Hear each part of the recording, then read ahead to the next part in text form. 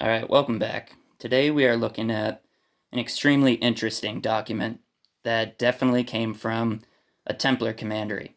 I haven't really looked through it thoroughly, so we're going to do that together. I wish I had a better camera, but this will have to make do. First of all, we should start at the bottom here. At the bottom it says copyright 1900 by B.W. Rowell, Masonic Temple, Boston, for the Grand Commandery of the Knights Templar of Massachusetts and Rhode Island. So, there's no question that the Knights Templar is a part of Freemasonry. It may predate Freemasonry, but I believe it's the 32nd degree of the Scottish Rite is when one person can be raised, as they would say, to the Order of the Knights Templar.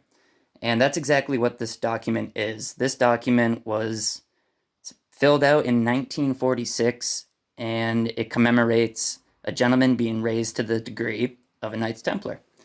Here, I'll show you the date real quick. So it was made in 1900 and then filled out in 1946. Let's go over some of the symbolism. And you can see here the seal. Right, and I'll show you on the back side how your seal is imprinted. Right?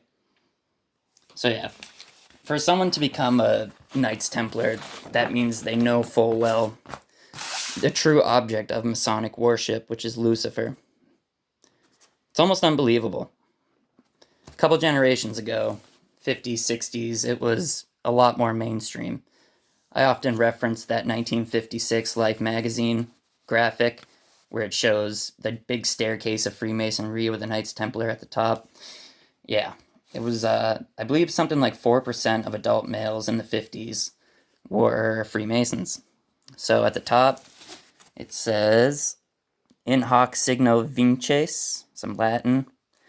We can see there's 4 little circles with some different symbols in them. Let's take a look. So the symbol of the crooked cross and the crown is a symbol of the Knights Templar. You can see right there. And you'll see that on gravestones all the time. And you'll also see it on church windows, especially in New England. And it's a distinguishing mark as to whether a building's related to the Templars or not. Now we see 2 types of crosses here. We see one with little concave dip at the ends of the arms, and then one that is flat. So here's an example of let's see here, Order of Malta prayer book that they gave my father when he was in jail. So that tells you about where these groups recruit from. But you can see the cross, right? The red and white colors, the cross, and the concave dip on the ends of the cross's arms. And this is symbolic of the Great Pyramid of Egypt. And speaking of pyramids, there's one right here. The equilateral triangle, having three sides and 3 angles, those angles being 60, 60, 60, or 6, 6, 6. There's 2 swords making an X through it. Not sure what that's about. Alright, let's see what it says. So, to all Knights Templars throughout the globe, once again perpetuating the Ball Earth myth, we, the eminent commander and recorder of Trinity Commandery number 32, Knights Templar, and the appendant orders. There you go, the appendant orders, right? There's more to it. It's Freemasonry. Appendant orders Holden in Hudson in the state of Massachusetts, United States of America. Hereby certify that our trusty and well-believed companion, Donald something Griswold, has been regularly created and dubbed a Knight of the Red Cross, Knight of Malta, the Order of St. John of Jerusalem, and the Knights Templar. Wow. So if I had just read that, that would have said exactly what I just told you. They're all interconnected. And the Knights of Malta, they're at the Vatican. So it tells you that all these groups work together, right? Protestant and Catholic are both controlled by the same groups. And this is an example of one of them. Now, on the right side, we have hope. We have the symbol of the anchor. And anchor comes from an interesting word, I think, Ankh, which is an Egyptian cross. And that loop at the top of the anchor forms the Egyptian cross, right? Then we have this character who looks like the Hermit tarot card, right? Very interesting. Let me know below what you guys think about these things. And then we have the commonplace interpretation of what the Knights Templars were, and it shows them as knights during the Crusades, but they were more like a worldwide police force than a knightly order. Alright, it says the Grand Commanderie, Massachusetts, and Rhode Island.